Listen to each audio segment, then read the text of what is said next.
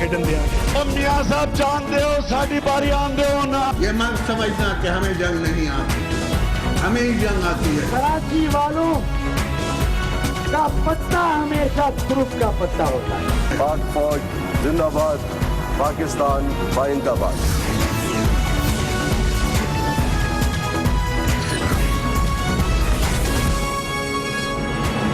आप देख रहे हैं खबरों, तबसरों और तज्जियात पर मबनी पाकिस्तान का सबसे मोतबर न्यूज शो दुनिया, कामरान खान के साथ। अस्सलाम वालेकुम, मैं हूं कामरान खान। सिंध के वज़ीर आला सैयद मुराद अली शाह, जिन्होंने चंद रोज़ कबल वज़ीर आला की हैसियत से हल्फ उठाया है, उनके ज़िम्मे बहुत सारे काम हैं।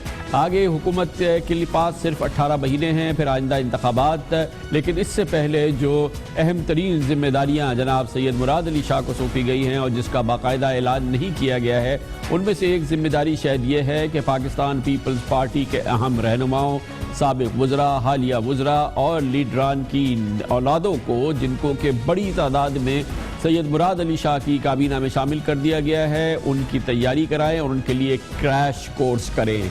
ये बहुत दिलचस्प सूरत हाल है जो इस वक्त सिंध में पेश है। आइन की 18वीं तरमीम के मुताबिक सूबाई काबीना से ज़्यादा कुल अरकान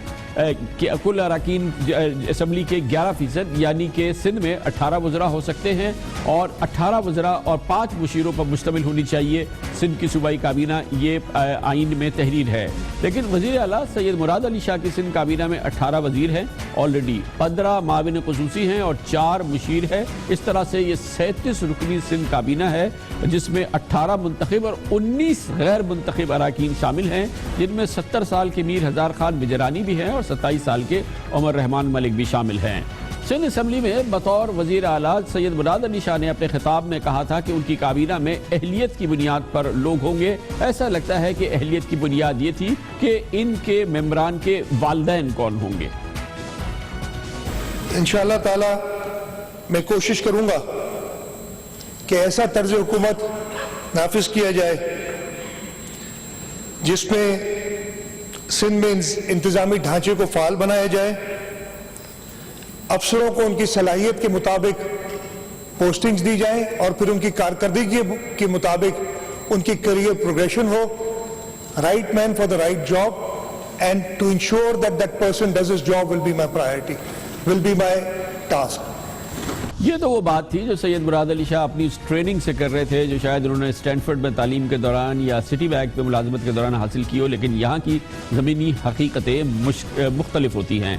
सिंध हुकूमत पीपल्स पार्टी की तारीख में ये सिचुएशन है जिसमें दूसरी नस्ल या सीनियर रहनुमाओं के करीबी रिश्तेदारों ने अब जनाब मुराद अली शाह से कहा गया है कि इन्हें अपनी काबीना का हिस्सा बनाएं। अब इन लोगों ने सैयद मुराद अली शाह को ज्वाइन कर लिया है, जो कि खुद बहरहाल सिंध के साबिक़ वज़ीर आला अब्दुल्ला शाह के साहबजादे हैं, लेकिन अब अपनी मेरिट पर वो ज़ाहिर है कि सिंध काबीना में उनका एक अपना मकाम बना और फिर वो वज़ीर आला बने। लेकिन अब जो उनको मीरास दी जा रही है या जो उनको मेंबरान दिए गए हैं कैबिनेट के, उन सब की सबसे बड़ी इंपॉर्टेंस ये है कि वो किसी न किसी के बेटे या भांजे भतीजे हैं।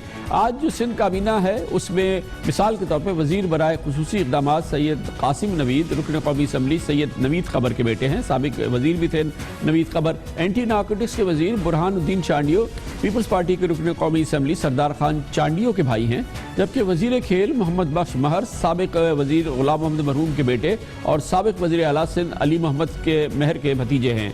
मावन खुसूसी बराए उमूर नौजवान आबिद भेओ पीपल्स पार्टी के रहनुमा जनाब बाबुल खान भेओ के भाई हैं, जबकि मावन खुसूसी बराए तरक्की इरम खालिद साबिक़ वज़ीर वफाकी वज़ीर और पीपल्स पार्टी के रहनुमा प्रोफेसर एंडी खान की बहू हैं। इसके अलावा Mauvin खुसूसी public private partnership Umar Rahman Malik senator Rahman Malik के साहबजादे हैं, जबकि वज़ीर कोऑपरेशन इकराम धारीजो साबिक़ वज़ीर तालीम सिंध पीर मज़हर के दामाद है। माविन खुसूसी बराए आपाशी जनाब आफंदी शरीय चेयरमैन जनाब आसिफ अली जरदारी के कज़न हैं बाबर आफंदी, जबकि माविन खुसूसी स्पेशल एजुकेशन जुल्फ़िकार भेन पीपल्स पार्टी के रहनुमा رحمت علی بھیڑ کے نواسے ہیں، جبکہ وزیر برائے ٹیکنیکل ایجوکیشن شاہد تھیم سابق وزیر مرحوم عبدالسلام تھیم کے بیٹے ہیں، جبکہ وزیر بین الصوبائی رابطہ تیمور تالپور سابق وفاقی وزیر نواب یوسف تالپور کے صاحبزادے ہیں، جبکہ محکمہ آئی ٹی کے معاون خصوصی ڈاکٹر سکندر شورو سابق رکن قومی اسمبلی صدیق شورو کے بیٹے ہیں۔ ہر کوئی کچھ نہ کچھ ہے، کوئی کسی کا بیٹا ہے، کوئی کسی کا بھائی ہے، اور یہی ہے شاید وہ اہلیت جس کی بنیاد پر یہ تمام لوگ سندھ کابینہ میں ہے۔ اس کے علاوہ بھی اپنی اہلیت ضرور ہو سکتی ہے، لیکن بہرحال یہ پیپلز پارٹی کا فیصلہ، یہ سب سے امپورٹنٹ جناب بلاول بھٹو زرداری کا فیصلہ ہے۔ سندھ کابینہ میں اتنی بڑی تعداد میں بیٹوں کی، بھائیوں کی شمولیت، اس پر ہم بات کرتے ہیں۔ اس کے لیے ہمارے ساتھ موجود ہیں ہمارے نمائندہ خصوصی اختیار کھوکھر۔ بہت بہت شکریہ کھوکھر صاحب۔ اتنی بڑی تعداد میں یہ جو نوجوان شامل کیے گئے ہیں، مگر نوجوان تو ہے مگر یہ سب کسی کے بیٹے بھائی ہیں یا اس قسم کے ہیں، یہ ہو سکتا ہے کہ بلاول بھٹو کی ذہن میں یہ بات ہو کہ نوجوانوں کو آگے لایا جائے، لیکن لگتا یہ ہے کہ جو اس وقت اس عمر کے نوجوان پیپلز پارٹی میں آ رہے ہیں، شامل ہیں، وہ کسی کے بیٹے بھائی ہیں۔ کیا آپ کے خیال میں وجہ ہے جو اتنی بڑی تعداد میں رشتہ دار شامل ہوئے ہیں؟ خط صاحب، اس کا ایک سب سے بڑی وجہ تو یہ ہے کہ الیکشن قریب آ رہی ہے اور پاکستان پیپل پارٹی کو الیکشن کی تیاری کرنی ہے۔ ان کا یہ خیال ہے کہ پاکستان پیپل پارٹی کی جو عمل میں، ان کی سوچ میں جو ایک بہت بڑا شفٹ ہوا ہے، وہ عوام کے بجائے مخصوص جو بڑے لوگ ہیں جو جیت سکتے ہیں ان پر زیادہ منحصر کرنے جا رہے ہیں۔ اسی لیے کارکنوں اور پیپل پارٹی کی قیادت ہے، ان کے درمیان بھی ایک کافی گیپ ہوا ہے۔ تو اس لیے یہ کوشش کی جا رہی ہے کہ مختلف علاقوں میں جو لوگ جیت سکتے ہیں تو ان کی ٹریننگ کی جائے، ان کو اس آخری سال میں، تقریباً 2018 میں اگر الیکشن ہوتی ہے تو یہ آخری سال ہی بنتا ہے، تو ان کو شامل کیا جائے تاکہ ان کے ذریعے ایک ماحول پیدا کیا جائے کہ وہ جیت سکیں۔ تو یہ الیکشن کی ایک تیاری ہے اور ایک بہت بڑا شفٹ ہے پاکستان پیپل پارٹی کی پالیسی میں۔ اچھا، اس میں اتنی بڑی تعداد میں لوگ ان الیکٹڈ ہیں جن کو کہ شامل کیا گیا ہے، اور ظاہر ہے کہ یہ سب رشتہ داری کی بنیاد پہ بھی شامل کیے گئے ہیں۔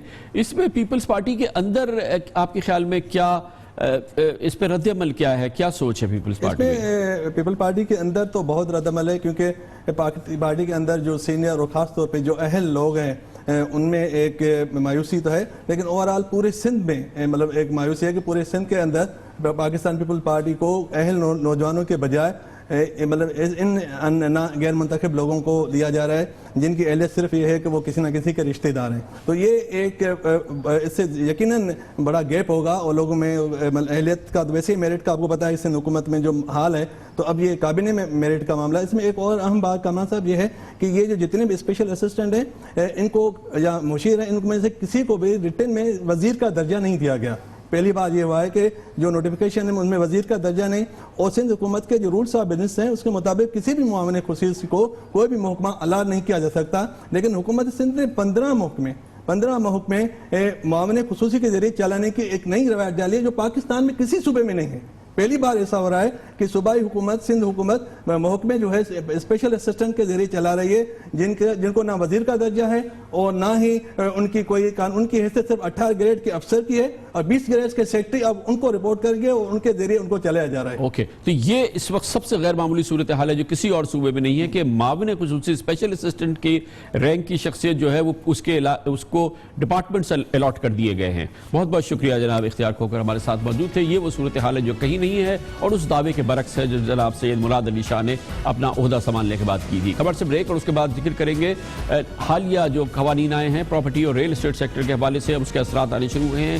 کاروبار جس کے بارے میں خیال تھا پورے ملک میں ریل اسٹیٹ سیکٹر کا کاروبار اب چلنے لگے گا، جو پچھلے تقریباً 1.5 مہینے سے منجمد ہے، وہ صورتحال نہیں ہے۔ یہ کاروبار مسلسل بیٹھا ہوا ہے یا اس کا پھٹا بیٹھا ہوا ہے۔ دوسری جانب خبریں یہ ہیں کہ پاکستان سے ایک بار پھر فلائٹ آف کیپٹل ہو رہا ہے، سرمایہ بیرون ملک منتقل ہو رہا ہے، اس کے واضح اشارے سامنے ہیں۔ اس پر ہم بات کرتے ہیں چھوٹے سے وقفے کے بعد۔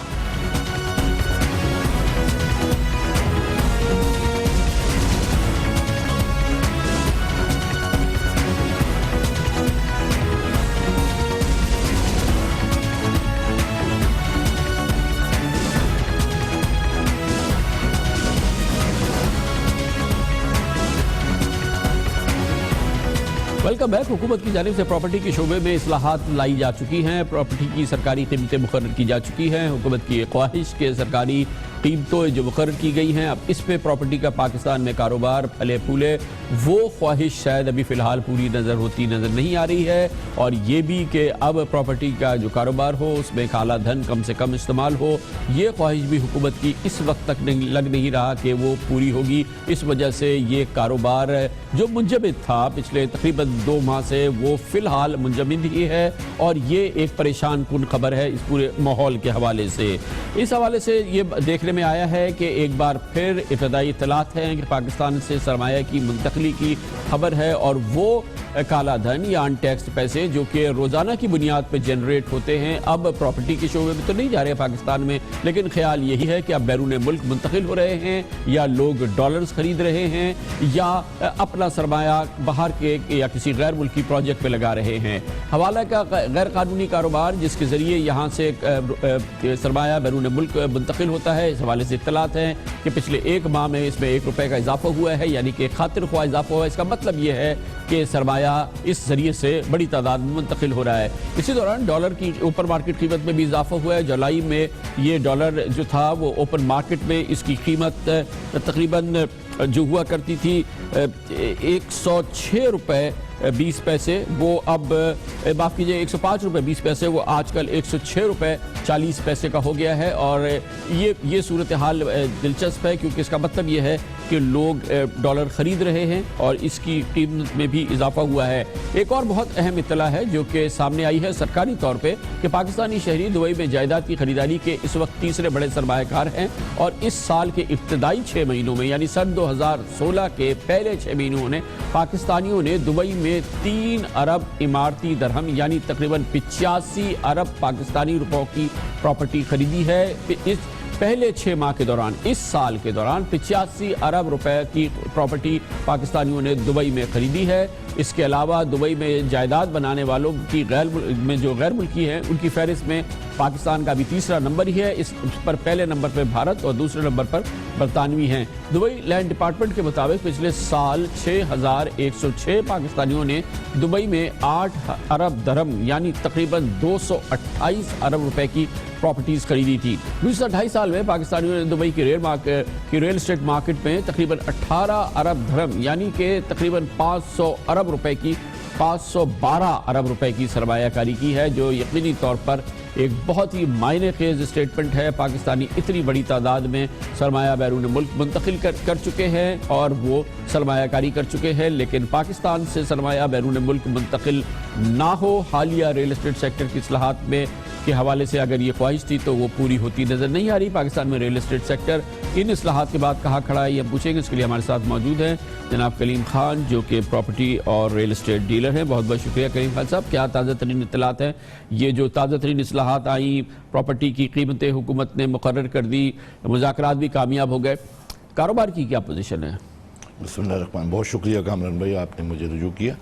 کاروبار بالکل ابھی سلو ہے اور نیگیٹو تھنکنگ پائی جاتی ہے لوگوں کے اندر کہ ایک 50 لاکھ کی چیز آج 4 کروڑ روپے کی ہو گئی ہے تو وہ وائٹ کہاں سے لائے، تو جب کسی کے پاس 3.5 کروڑ روپے نہیں وائٹ ہوں گے تو وہ کہاں سے لے کے آئے گا؟ کیا ہم یہ کہہ سکتے ہیں کہ مخصوص علاقوں میں جہاں پر یہ سب سے زیادہ انوملی تھی اس وقت کاروبار تقریباً نہیں ہو رہا؟ تقریباً نہیں ہو رہا، اور ریٹ ابھی 30% ڈاؤن ہے، بٹ بائر نہیں ہے، بالکل بائر نہیں ہے، اور بائر کی یہ سمجھ میں نہیں آ رہا کہ میں پیسے وائٹ کہاں سے لے کے آؤں۔ تو میری اس متعلق ہم نے اسحاق ڈار صاحب سے بات بھی ہوئی تھی، انہوں نے کہا تھا ہم کوئی ایسی اسکیم لانا نہیں چاہتے، مگر میری یہ گزارش ہوگی ان سے کہ پلیز ذرا ریکنسیڈر کریں، اور ہمارے جو مذاکرات ہوئے بڑے اچھے لیول پہ ہوئے، بڑے خوش نصیبی کے ساتھ معاملات طے پائے، مگر گورنمنٹ ایک انیشیٹو اچھا لیا ہے تو لوگ وہ انیشیٹو قبول کرنے کو یوں تیار نہیں ہے کہ وہ اس میکینزم میں نہیں آتے، تو جب تک وہ میکینزم میں نہیں آتے تو مگر اس کے ساتھ یہ بھی تو پیشکش موجود ہے نا کہ آپ اپنا جو پراپرٹی ہے اس کو ری ویلیو کر لیں، 5% آپ کیپٹل گین ٹیکس دیں۔ نہیں، وہ تو بیچنے پر کیپٹل گین ٹیکس ہے نا، اگر آپ میرے سے خریدیں گے نہیں تو میں کیپٹل گین ٹیکس کہاں سے دوں گا؟ نہیں، آپ اپنی اس پراپرٹی کو اگر آپ ری ویلیو کر کے آپ اس پہ اگر نہ بھی بیچیں تو آپ اپنے جو ڈیکلیریشن ہے اس میں تو آپ اس کو ری ویلیو کر سکتے ہیں نا، اس سلیب کے لحاظ سے جو گورنمنٹ نے مقرر کیا ہے۔ بالکل آپ صحیح کہہ رہے ہیں، بالکل آپ کر سکتے ہیں، مگر ایک اوریجنلی جو جینون بائر ہے मार्केट में। अच्छा, इस वक्त मतलब ये है कि जिन की वजह से सबसे ज्यादा ये काम किया गया, मिसाल के तौर पे कराची का फेज 8 या फेज 6 या इस्लामाबाद या वो उन जगहों पे कारोबार मुंजमद है, बाकी जगह पे तो काम हो रहा है ना, तमाम फील्ड एरिया में, नाजाबाद में, डिफेंस के दूसरे फेजेस में, क्लिफ्टन में, दूसरी जगहों पे वहाँ तो काम हो रहा है। नहीं, ऐसा नहीं है। अगर फर्ज करें 100% काम और डिफेंस से हट के और एरिया में कराची में होता था तो मेरे ख्याल से 100% का 10% भी काम नहीं हो रहा होगा। और दूसरी मैं आपको एक बात बताता चलूं कि गवर्नमेंट कहती है, जो साग डार साहब ने बताया था, 6 से 7 अरब रुपए का हमारे आते थे पिछले साल जो इनके बाद रेवेन्यू जनरेट हुआ। अब इनका टारगेट है 60 से 70 अरब रुपए, बिल्कुल होना चाहिए, मगर मैं नहीं समझता इनके पास 6 से 7 अरब रुपए हो पाएंगे। जब ट्रांजैक्शन ही नहीं होगी तो गवर्नमेंट के पास रेवेन्यू कैसा आएगा? तो जो इन्होंने तो आप लोगों ने क्या मुज़ाकरात किए थे? आपके मुज़ाकरात जो हुए, कामयाब हुए, उसका सब आपने भी इत्मीनान का इजहार किया, फेडरेशन ने भी किया, सब ने किया। अगर ये सारी चीज इत्मीनान बख्श तरीके से हल हो गई थी तो मार्केट उस पे क्यों नहीं रिएक्ट कर रही, क्यों उसको पॉजिटिव नहीं? बात ये, हमने तो इस चीज को बहुत पॉजिटिव लिया। बात ये, लोग इस चीज को हजम नहीं कर पा रहे कि मैं इतना बड़ा सरमाया कैसे दिखाऊं, और उसकी बुक्स में ये ऑलरेडी नहीं था, तो उसको बुक्स में लाने के लिए कुछ रिलीफ पैकेज दिया जाए ताकि वो प्रॉपर्टी खरीदने की हद तक जो है ना वो बुक्स में दिखा के अपना ट्रांसफर लेवल को प्रोसेस कर सके। अब आप ये कहते हैं कि अगर इस चीज को इस मसले को जिसका कि आप इजहार कर रहे हैं कि लोगों के पास बुक में पैसा ही नहीं है, बुक्स में पैसे नहीं है, उसके लिए कोई ना कोई हुकूमती स्कीम आएगी जिसके जरिए बुक्स बनेंगी और फिर वो सरमाया लगेगा।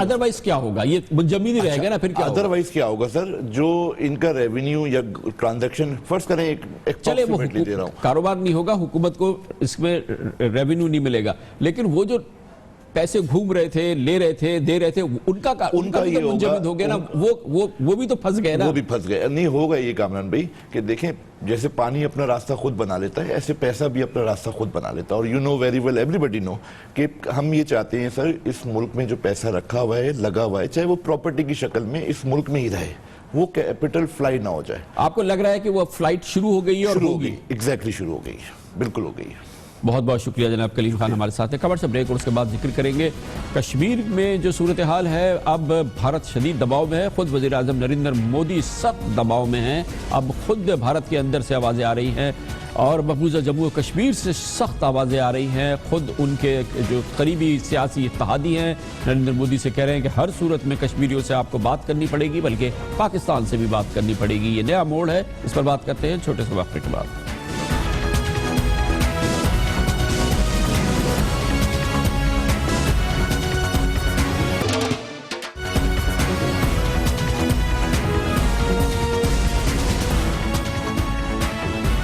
मकबूजा कश्मीर में सूरत हाल बिगड़ती जा रही है। कल मुजाहिदीन ने हमला किया और ताज़ा तरीन हमले में 3 भारतीय फौजी हलाक कर दिए हैं। दूसरी तरफ मकबूजा वादी में 32वें रोज़ भी कर्फ्यू जारी है। 1 माह से ज़ायद का अरसा हो गया है, कसीदगी अपनी जगह बरकरार है। 1 माह के दौरान भारतीय फौजियों की फायरिंग से, उसके मजालिम से 70 से ज़ायद कश्मीरी शहीद हुए हैं, 6000 से ज़ायद जख्मी हैं, सैकड़ों गिरफ्तार हो चुके हैं। कश्मीर की ये सूरत हाल हालिया तारीख में देखने में नहीं आई थी। कल मकबूजा कश्मीर के जिला इस्लामाबाद में पैलेट गन के छर्रों से 3 खवातीन समेत 15 मजीद अफराद को शदीद जख्मी आए हैं। भारतीय फौज की, माफ कीजिएगा, शदीद जख्मी हैं, जबकि भारतीय फौज की जानिब से कश्मीरी मुजाहिरीन पर पैलेट गन्स का जो इस्तेमाल है वो मुसलसल जारी है। इसमें इतलात के मुताबिक तकरीबन 200 लोगों की बीनाई ज़ाया हो चुकी है। पूरी दुनिया में इस जुल्म का इस वक्त जिक्र है। भारतीय फौज ने 8 जुलाई को कश्मीरी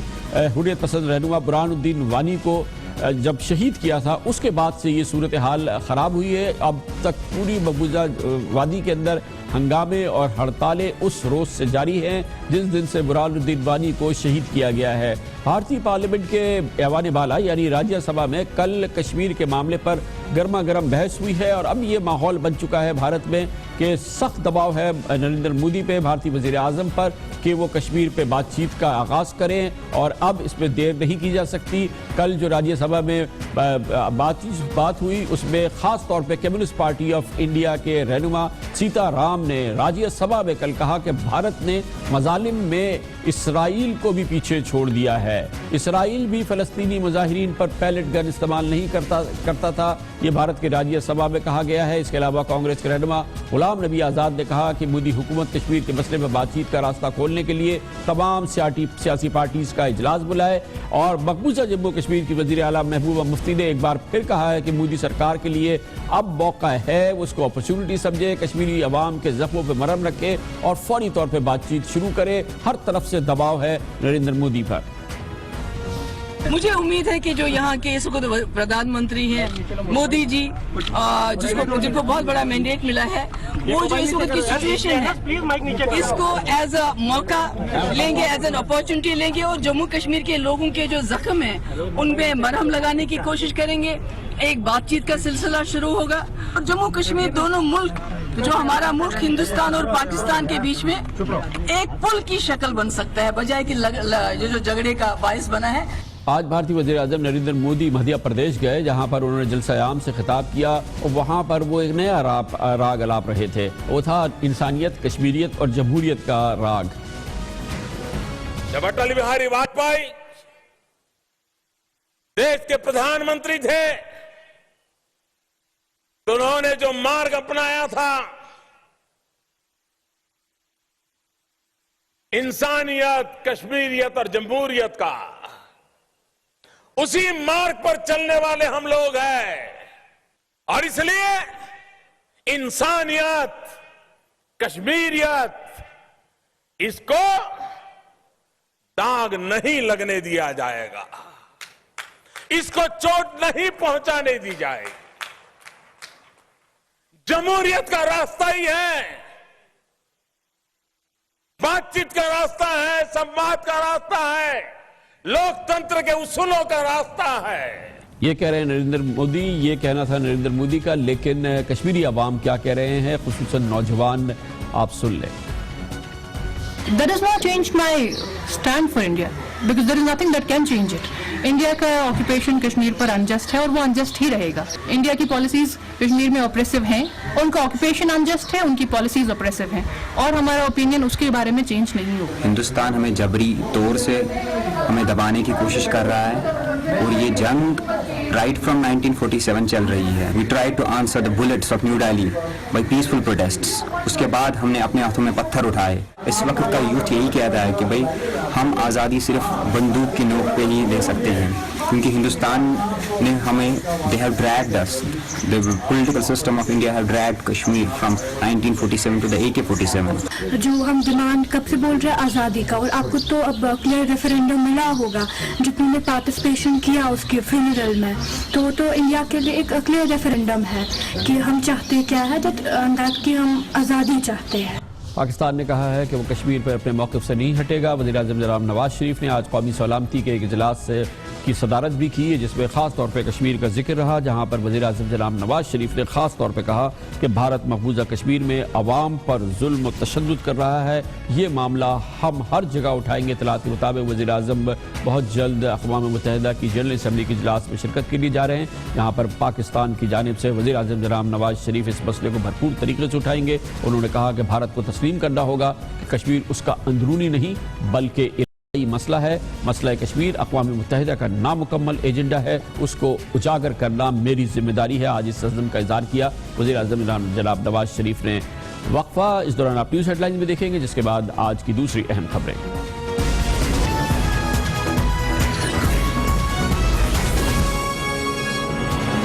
आप देख रहे हैं खबरों, तबसरों और तज्जियात पर मबनी पाकिस्तान का सबसे मोतबर न्यूज शो दुनिया, कामरान खान के साथ। कराची वालों के लिए आज की सुबह का आगाज सनसनी से हुआ। लोगों के जहनों में अगर सुकून का कोई तासुर था कल के कोयटा के वाक़े के बाद का, आज सुबह जब वो उठे तो उसमें मज़ीद अगर किसी किस्म का दूर दूर तक किसी लोगों को सोने के बाद, उठने के बाद अगर कोई ज़रा सा भी सुकून था तो वो फौरी तौर पे ताराज हो गया। जैसे जैसे लोगों ने अखबारात देखे कराची में, और उसकी बुनियादी वजह कोयटा का भयानक दहशतगर्दी का वाक़या नहीं बल्कि तमाम अखबारों के बैक पेज पे छपा हुआ निस्फ सफ़े का इश्तहार था, جس نے آج کراچی والوں کی نہ صرف نیند اڑا دی بلکہ والدین کی اسکول جانے والے بچوں میں ایک سنسنی دوڑا دی۔ یہ ہے وہ آدھے صفحے کا اشتہار جو آج کراچی کے تمام اخبارات میں اردو اور انگریزی میں شائع کیا گیا ہے، اور اس اشتہار کی اگر آپ موضوع دیکھ لیں تو آپ میں بھی سنسنی دوڑ جائے گی۔ یہ آدھے صفحے کا اشتہار جس کی ابتدا عجب سی اردو سے ہو رہی ہے، جس میں کہا جا رہا ہے والدین سے خصوصی احتیاط کا التماس، اس کی پہلی سرخی ہے بچوں کے اغوا کے واقعات میں اضافہ، حکومت سندھ کی جانب سے تدارکی اقدامات۔ پہلی تو یہ اطلاع دی گئی کہ بچوں کے اغوا کے واقعات میں اضافہ ہو گیا ہے، گو کہ اس قسم کی کوئی بات موجود نہیں ہے، لیکن حکومت کی جانب سے دیے گئے اس اشتہار میں یہ بات کی گئی ہے۔ اور اس کے آگے کہا جا رہا ہے کہ تمام والدین کو مطلع کیا جاتا ہے کہ آج کل چند سماج دشمن عناصر بچوں کے اغوا جیسے گھناؤنے جرم میں سرگرم ہیں۔ یہ کہا جا رہا ہے حکومت سندھ کی جانب سے۔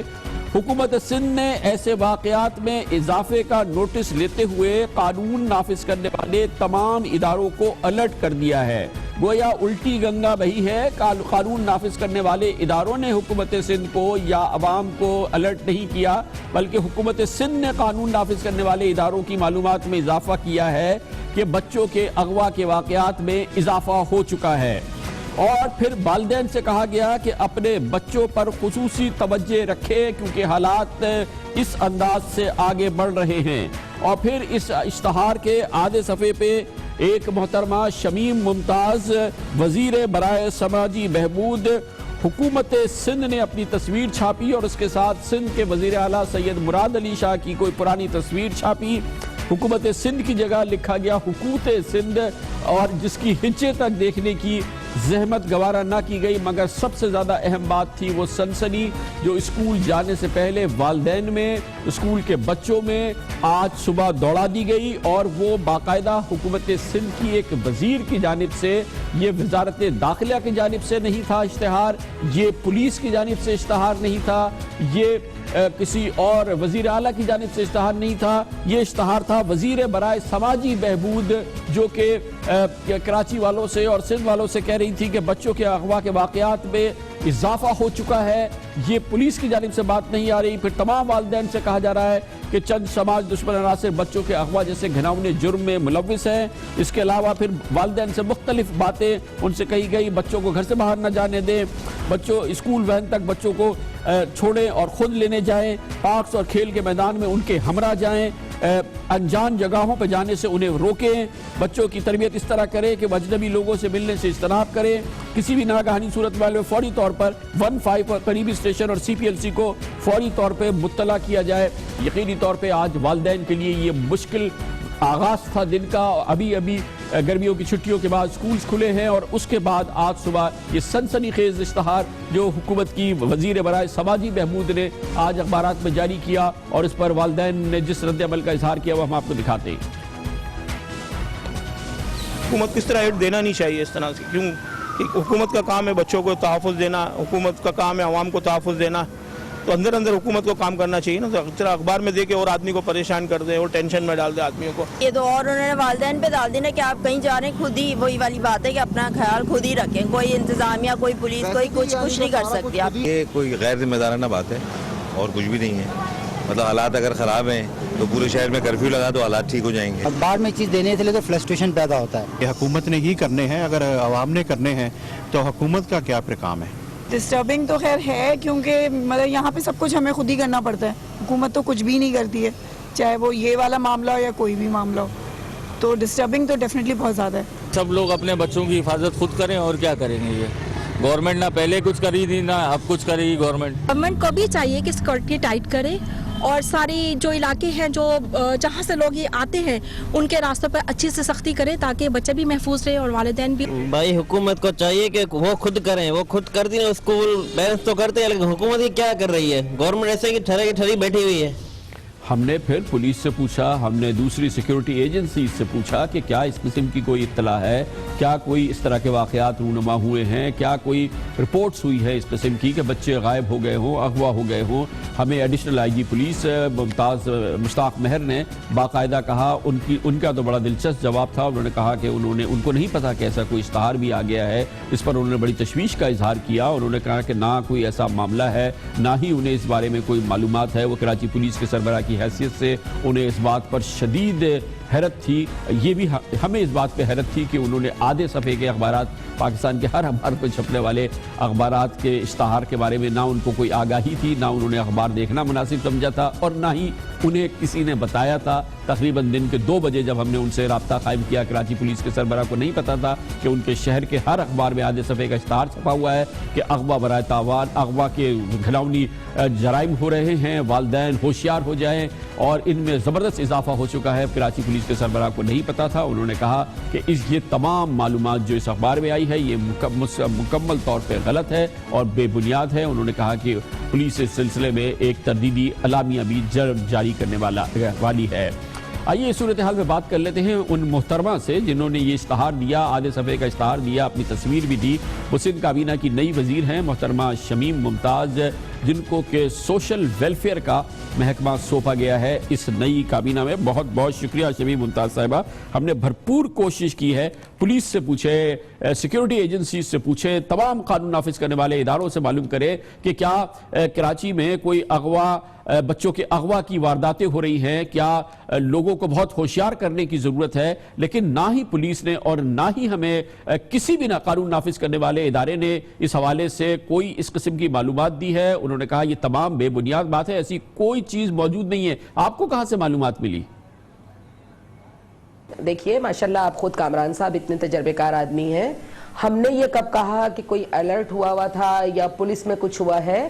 دیکھیے جب کوئی بیماری آنے والی ہوتی ہے, ملیریا کا سیزن ہوتا ہے, ڈینگی کا سیزن ہوتا ہے, تو ہم پریکویشن دیتے ہیں ہر چیز کے لیے کہ جی آپ پانی جمع نہ کریں, مچھر ہو جائیں گے, اور مچھر پیدا ہوں گے تو اس سے یہ ہوگا یہ ہوگا. تو یہ بھی ایک پبلک میسج تھا کہ ظاہر حالات جس طرح کے ہیں شہر میں. شمیم ممتاز صاحبہ یہ بتائیے گا کہ اغوا کی وبا آنے والی ہے, کوئی اس بارے میں کوئی آپ کو معلومات ہوئی ہے, کسی جگہ سے کوئی معلومات آئی ہے؟ جیسے آپ نے کہا کہ ڈینگی کی وبا آنے والی ہے, مچھر کی وبا آنے والی ہے, تو اغوا کی وبا آنے والی ہے, اس کی کوئی اطلاع ملی ہے آپ کو؟ نہیں الحمدللہ کوئی وبا نہیں آنے والی. سندھ گورنمنٹ جس طرح آپ 1.5 ہفتے میں دیکھ رہے ہیں پازیٹیو, اس سے پہلے بھی آپ دیکھیں سندھ گورنمنٹ کے کام. ضروری نہیں ہوتا کہ ہر چیز کے پیچھے جو ہے ہم نیگیٹو چیزوں کو دیکھیں. نہیں, اس میں پازیٹیو کیا ہے, اس میں پازیٹیو کیا ہے منسٹر صاحبہ یہ بتائیے. یہ جو آپ نے سنسنی پھیلا دی, اشتہار پھیلا دیا, آج چھاپ دیا آدھے صفحوں کا کہ اغوا کے واقعات میں شدید اضافہ, والدین ہوشیار ہو جائے, خبردار ہو جائے, اس میں پازیٹیو کی بات کیا ہے؟ پازیٹیو بات میں نے یہ محسوس کی کہ میں ایک ماں ہوں, اور ایک ماں ہونے کے ناطے میں اندر سے ایک خوفزدہ عورت ہوں کہ بھئی کبھی بھی میرے بچے کے ساتھ, میری فیملی کے ساتھ کچھ بھی ہو سکتا ہے. تو اس کے لیے آپ گھر میں بھی اپنے بچوں کو احتیاط سکھاتے ہیں کہ بیٹا چولہے کے پاس نہ جانا, ہاتھ جل جائے گا, یا دیکھو آگ سے نہ کھیلو, یا مٹی میں نہ جاؤ. لیکن میڈم اس کے لیے ہے نا وزارت داخلہ حکومت سندھ کی, جس کا کام ہے یہ پولیس کا کام ہے, یہ دوسرے قانون نافذ کرنے والے اداروں کا کام ہے. اگر کوئی ایسی خطرناک صورتحال ہے یا ہونے والی ہے تو وہ آگاہ کریں گے عوام کو, یہ ان کا کام ہے. یہ جو آپ کا سماجی بہبود کا محکمہ جو آپ کو دیا ہے اس کا کام نہیں ہے کہ آپ لوگوں سے کہیں کہ اغوا ہونے والے ہیں, آپ ہوشیار ہو جائیں, والدین ہوشیار ہو جائیں, بچوں کو گھر سے باہر نہ جانے دیں. اس قسم کی آپ بات کریں. آپ نے پولیس سے اور ہوم منسٹری سے آپ نے کوئی بات کی تھی اشتہار دینے سے پہلے؟ کامران صاحب ایسا کچھ ہونے والا نہیں ہے. دیکھیں ایسا کچھ ہونے والا ہوتا تو سب سے پہلے میڈیا کو پتا ہوتا, اور ظاہر پولیس کی طرف سے آتا یا داخلہ کی طرف سے آتا. میں آپ سے کہہ رہی ہوں کہ میرا کام جو ہے وہ ویلفیئر کا ہے, کہ مجھے جو ہے میری اپنی وزارت سے ویلفیئر کا کام کرنا ہے. ویلفیئر دیکھیں, ویلفیئر کے کام دیکھیں, سنیں, ویلفیئر کے کام ایسے ہی ہوتے ہیں کامران صاحب کہ ہم لوگوں کو ان کی بھلائی کے لیے بتا رہے ہوتے ہیں کہ دیکھیے آپ ایسا کریں تو آپ بہتری کی طرف جائیں گے. تو یہ بھی ایک طرح کا میسیج ہے جو میں نے والدین کے لیے لیا ہے کہ ہم ایک اویئرنیس جو ہے وہ پھیلانا چاہتے ہیں. آپ دیکھیے جب ہم نے سندھ گورنمنٹ نے, سندھ اسمبلی نے ایک بل پاس کیا ارلی چائلڈ میرج کا, تو ہم نے جو ہے میڈیا کے ذریعے لوگوں کو بتایا کہ 18 سال سے کم عمر ہوں گے تو اس کے نتائج یہ ہوں گے, شادی کر دیں گے تو ہم اس کے ساتھ یہ سزائیں ہوں گی. تو کیا مگر آپ کے ذہن میں یہ بات بالکل نہیں آئی کہ یہ جب اشتہار صبح اٹھ کے والدین دیکھیں گے, جب وہ اپنے بچوں کو اسکول لے کے جا رہے ہوں گے یا اسکول کے لیے تیار کر رہے ہوں گے, ان پہ اس کا کیا نفسیاتی اثر پڑے گا؟ یہ تو ہلا دیا لوگوں کو آپ نے. سنیے کامران صاحب, صبح سے میرے پاس والدین کے اور ان کے اتنے تھینکس کے فون آ رہے ہیں, میرے پاس اسکولز کے ٹیچرز کے فون آ رہے ہیں کہ میڈم ایک آپ نے اچھا اسٹیپ لیا ہے اور یہ ایسا ہونا چاہیے. ہم اسکولوں میں آپ گرلز گائیڈ کو کیا کرواتے ہیں, آپ رضاکاروں کو ہم کیا کرواتے ہیں, فائر فائٹر کو ہم کیا کراتے ہیں؟ کیا آگ لگ گئی ہوتی ہے جو فائر فائٹر جا کے کام کرتا ہے؟ ہم پہلے سے اس کی ٹریننگ کروا رہے ہوتے ہیں کہ دیکھیے حالات ایسے ہو جائیں گے تو ہم نے اس کے لیے یہ کرنا ہے. ارتھ کوئک آنے والا ہوتا ہے, فلڈ آنے والا ہوتا ہے, اس کی تیاریاں ہم پہلے کر رہے ہوتے ہیں. تو آپ اس چیز کو نیگیٹو نہ لیں, ایک اچھا پبلک میسیج ہے, آپ بھی ہمارا ساتھ دیں. لیکن آپ یہ بتائیے گا, آپ نے چند دن پہلے یہ آپ وزیر سماجی بہبود بنی ہے, آپ نے سب سے پہلا کام آپ نے یہ ضروری سمجھا کہ آج آدھے صفوں کے اشتہار پورے پاکستان کے اخباروں میں چھپوا کے والدین سے کہیں کہ اغوا کی وارداتوں میں اضافہ ہو رہا ہے اور آپ اپنے بچوں کو سنبھالیں, گھروں پہ روکیں, جبکہ نہ پولیس مان رہی ہے, نہ کوئی قانون نافذ کرنے والا ادارہ اس چیز کی اس کے بارے میں آگاہی ہے. آپ نے کیوں ضروری سمجھا کہ اپنی وزارت کا آغاز آج آپ اس اخباری اشتہار سے اس موضوع پہ کریں؟ نہیں کامران صاحب, بہت نہیں دیکھیں, نو آپ سنیں, میری بات سنیں نا. عہدہ سنبھالنے کے بعد آپ نے کل نہیں دیکھا, اس کو پوزیٹیو دکھائیں کہ جس طرح سی ایم صاحب میرے ساتھ گئے, گوشہ اطفال میں گئے ہیں, دارالسکون میں گئے, ہم نے ذہنی ریٹارڈ بچوں کے ساتھ دن گزارا ہے, ہم نے وقت گزارا ہے, ان کی داد رسی کی ہم نے. آج سی ایم صاحب ہاسپٹل جاتے ہیں, زخمی جو بم بلاسٹ کے ان کو دیکھتے ہیں, تو آپ وہ چیزیں نہیں دکھا رہے جو گورنمنٹ آف سندھ کر رہی ہے یا سی ایم صاحب کر رہے ہیں, مراد علی شاہ صاحب کر رہے ہیں یا ہماری کیبنٹ کر رہی ہے. اور کیا دکھا رہے ہیں؟ یہ آپ کا کیا ہوا ہی دکھا رہے ہیں نا میڈم, یہ آپ کا کیا ہوا ہی دکھا رہے ہیں. یہ آج آپ کہہ رہے ہیں, آپ وہ نہیں دکھا رہے جو آپ کر رہے ہیں, یہ آپ نے آج کیا ہے نا. یہ آج آپ کا یہ آدھا صفحے کا اشتہار ہے نا تمام اخباروں میں, وہی تو دکھا رہے ہیں جو آپ نے کیا ہے میڈم. نہیں اشتہار کو نہیں, آپ اشتہار کو نیگیٹو دکھا رہے ہیں. آپ پلیز اس کو پوزیٹیو لیں. آپ بھی باپ ہیں, آپ کے گھر میں بھی بچے ہیں. ہم یہ سمجھتے ہیں کہ ہمیں اپنے بچوں کو بیڈ ٹچ اور گڈ ٹچ کی جب ہم بات کرتے ہیں کہ ہم سکھاتے ہیں کہ بچوں کو ایسے چھوئے گا تو یہ بیڈ ٹچ ہوگا, آپ نے بتانا ہے گھر میں آ کر کے مجھے فلاں نے ایسے چھوا تھا, تو کیا وہ ایسا ہونے والا ہوتا ہے جو ہم اپنے بچوں کو بیڈ ٹچ؟ میرا کہنے کا مطلب یہ ہے, میں یہ آپ سے پوچھنا چاہ رہا ہوں کہ آپ نے پولیس سے, ہوم منسٹری سے اور کسی لا انفورسمنٹ ایجنسی سے مشورہ ہی کرتی کہ میں یہ دینا چاہ رہی ہوں, یہ ایک بہت ہی سینسٹیو ایشو ہے, آپ نے ضروری نہیں سمجھا کہ اس میں چلے مشورہ ہی کر لیتی ہیں آپ میری تو سن لیجئے. دیکھیں جب ہم ان سے پوچھیں گے, جب خدا نہ کرے ایسا ہونے والا ہو, یہ تو ایک ہماری رائے ہے کہ ہمیں اپنا میسیج ایک لوگوں کو کنوے کرنا چاہیے, جیسے ہم اور میسیجز دے رہے ہیں, یہ بھی ایک پبلک میسیج ہے. آپ اس کو پوزیٹیو للہ لیجئے اور سندھ گورنمنٹ کی کارکردگی کو سراہیے آپ کہ ہم دیکھیں اپنے بچوں کو, قوم کے بچوں کو ہم اپنا بچہ سمجھ رہے ہیں, اور جو میں حفاظتی احتیاط اپنے بچوں کے لیے کر سکتی ہوں, میں قوم کے بچوں کو بھی اپنا بچہ سمجھ کے, میرا ڈپارٹمنٹ, میری پوری سندھ گورنمنٹ, میری پوری کابینہ, اس کو اپنا بچہ سمجھ کے ہم جو ہے وہ حفاظت کی بات کر رہے ہیں کہ خدا نہ کرے کوئی ایسا وقت نہ آئے کہ کوئی ماں باپ تک. گویا اس اشتہار سے نہ کوئی سنسنی پھیلی, نہ ہی لوگوں کو پریشانی ہوئی. آپ کے خیال میں لوگ خوش ہو گئے, بڑا ان کو اب وہ سراہ رہے ہیں مسلسل؟ بالکل. میرے پاس, میں نے آپ کو بتایا, میرے پاس بہت سارے فون, بہت سارے ایس ایم ایس آئے کہ میڈم آپ نے یہ ایک اچھا اسٹیپ لیا ہے تاکہ ہم اپنے ماں باپ کو, جو ماں باپ نہیں پہنچ پاتے ہیں, اپنے ملازمین کے ہاتھ, ڈرائیور کے ہاتھ, بچہ اتر جاتا ہے, گاڑی سے بھاگتا ہے, وہ خدا نہ کرے ایکسیڈنٹ ہو سکتا ہے اس کا. دیکھیں اس میسیج کے پیچھے آپ جائیں تو بہت سارے آپ کو پیغام ملیں گے. وہ بچہ جو ہاتھ چھڑا کے بھاگ رہا ہے, وہ ذمہ داری بھی میری ہے, وہ بھی ماں باپ کی ذمہ داری ہے کہ وہ بچے کو پکڑ کے رکھیں. جب کچھ ہو جاتا ہے تو آپ, میڈیا کیا کہتا ہے کہ جی اگر فلاں سڑک بنا دی ہوتی تو ایکسیڈنٹ نہ ہوتا. اب اگر ہم پہلے سڑک بنا رہے ہیں تو آپ کہتے ہیں کہ جی بہت شکریہ, بہت شکریہ. اچھا آج یہ تو پتہ چل گیا کہ سڑک بنتی کیوں نہیں ہے, کیونکہ پھر میڈیا کہے گا کہ اگر سڑک بنا دی ہوتی تو ایکسیڈنٹ نہیں ہوتا. یہ کام بہرحال کر دیا گیا آج, جو کہ سب سے زیادہ ضروری تھا. سب سے پہلے ضروری تھا کہ یہ اشتہار چھاپ دیا جائے آدھے صفحے کا, اردو میں بھی اور انگریزی میں, کہ اغوا کے وارداتیں بڑھ رہی ہے, والدین ہوشیار، بچے ہوشیار، گھروں سے باہر نہ نکلیں، والدین ان کو سنبھالیں، اور چھاپا گیا وزیر سماجی بہبود کی جانب سے۔ محترمہ شمیم ممتاز ہمارے ساتھ تھی۔ دوسرے لوگ جن کی ذمہ داری ہے ہم نے آپ کو بتایا، ایڈیشنل آئی جی کراچی مشتاق مہر نے ہمیں بتایا کہ اس قسم کی نہ کوئی واقعہ ہے، نہ کوئی واردات ہے، نہ کوئی اس بات کی ضرورت تھی۔ اور پوچھ لیتے ہیں، اب ہمیں جوائن کر رہے ہیں CPLC citizen police liaison committee کے چیف جناب زبیر حبیب۔ بہت بہت شکریہ زبیر حبیب صاحب۔ یہ بتائیے گا کہ ایسی صورتحال ڈیولپ ہو رہی ہے، بچوں کو گھروں میں رکھنا ہے، والدین کو آگاہ کرنا ہے، اغوا کی وارداتیں ہو رئی ہیں، اس میں اضافہ ہو رہا ہے، جیسا کہ یہ آج آدھے صفحے کا اشتہار آپ نے دیکھا ہوگا۔ آپ لوگ کیا کر رہے ہیں؟ یہ وزارت سماجی بہبود کو اس سلسلے میں حرکت میں آنا پڑا، کتنی خطرناک صورتحال ہے اس وقت شہر کی؟ شکریہ کامران صاحب۔ ظاہر ہے کہ یہ جو ٹاپک آپ نے آج لیا ہے وہ بڑا ایک امپورٹنٹ ٹاپک ہے، کیونکہ بچے جو ہیں ہماری فیوچر جنریشنز ہیں۔ نہیں، میں آپ سے پوچھ رہا ہوں جناب، اشتہار کا بتائیں نا جی، بچے تو فیوچر جنریشن ہے۔ زبیر حبیب صاحب پلیز یہ بتائیں، یہ کیا چھاپ دیا، آپ لوگ کیا کر رہے ہیں؟ اتنا برا حال ہے تو آپ کیوں نہیں بتا رہے ہیں؟ پولیس کیوں کہہ رہی ہے ایسی سچویشن نہیں ہے؟ آپ بتائیے کیا سچویشن ہے؟ دیکھیے، آپ کو پتہ ہے کہ میں جو بھی بات کرتا ہوں وہ اعداد و شمار سے بات کرتا ہوں، کیونکہ یہ میرا کام ہے سٹیٹسٹکس رکھنا۔ تو میں آپ کو یہ بتا دوں کہ 2014 میں جو کیسز ہمارے پاس رپورٹ ہوئے تھے، ہم اس کو مسنگ چلڈرن رپورٹ کہتے ہیں، وہ 111 کیسز رپورٹ ہوئے تھے 2014 میں۔ 2015 میں 199 کیس رپورٹ ہوئے تھے، اور 2016 میں اب تک 136 کیسز رپورٹ ہوئے ہیں۔ اور اس کا یہ ہے کہ جو 111 کیس جو رپورٹ ہوئے تھے 2014 میں، اور وہ بچے جو ہے ٹوٹل، وہ ہم اس کو مسنگ اس لیے کہتے ہیں کہ کڈنیپنگ جو ہوتی ہے، کڈنیپنگ فار رینسم، اس میں تو ظاہر ہے کہ ہمیں جب رینسم کی کال آتی ہے تب ہم اس کو ٹریٹ کرتے ہیں کڈنیپنگ کیس میں، لیکن جب تک ہم اس کو مسنگ پرسن میں ٹریٹ کرتے ہیں۔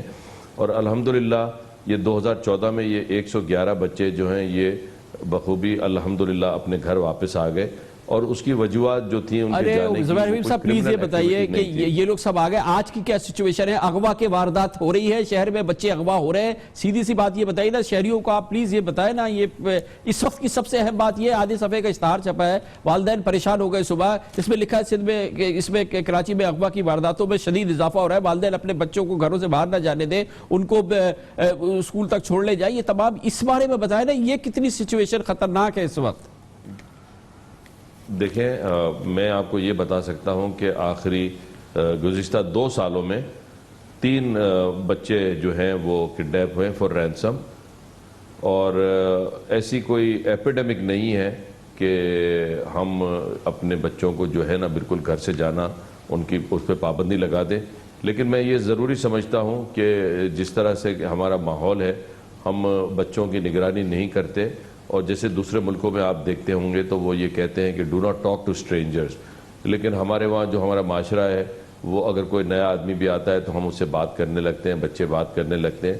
تو میں سمجھتا ہوں کہ آج کل کے جو دورہ ہیں اس میں یہ اقدامات لینا ضروری ہے کہ آپ اپنے بچوں کو اسکول کی وین تک پہنچائیں، جب وہ واپس آتے ہیں تو آپ ان کو اسکورٹ کریں گھر تک۔ تو یہ اقدامات جو ہیں، سیفٹی جو ہے، اس پہ تو میں کبھی تنقید نہیں کر سکتا، کیونکہ you can never take enough precaution, لیکن جہاں تک یہ بات ہے کہ کوئی ایپیڈیمک ہے، ایسی کوئی بات نہیں ہے۔ الحمدللہ جیسے میں نے آپ کو بتایا کہ گزشتہ 2 سالوں میں 3 کڈنیپنگ کے واقعات ہوئے ہیں بچوں کے۔ بس ٹھیک ہے، بہت بہت شکریہ زبیر حبیب صاحب، بہت بہت شکریہ۔ زبیر حبیب CPLC کہتے ہیں کہ 3 سالوں میں کراچی میں اغوا برائے تاوان کے بچوں کے کل ملا کے 3 سالوں میں 3 واقعات ہوئے ہیں جو کہ رجسٹرڈ ہیں، جس کے بارے میں انہوں نے کہا بچے گمشدہ ہوتے ہیں، اپنے گھروں کو واپس آ جاتے ہیں، یہ ایک معمول کا عمل ہے، لیکن اس قسم کی سنسنی پھیلانے کی قطعی طور پہ کوئی ضرورت نہیں تھی۔ کمر سے بریک اور اس کے بعد ذکر کریں گے کل کوئٹہ میں ہونے والی دہشت گردی، اور اس دہشت گردی کے بعد آج کوئٹہ سوگ میں ڈوبا ہوا ہے، شہیدوں کو سپرد خاک کیا جا رہا ہے، شہر مکمل طور پر بند ہے، اور بہت ہی وہ کیفیت ہے جو کہ اس شہر میں بہت کم اس سے پہلے ہوئی ہے، حالانکہ دہشت گردی کا یہ بہت بڑا شکار رہا ہے۔ اس کے بارے میں بات کرتے ہیں چھوٹے سے وقفے کے بعد۔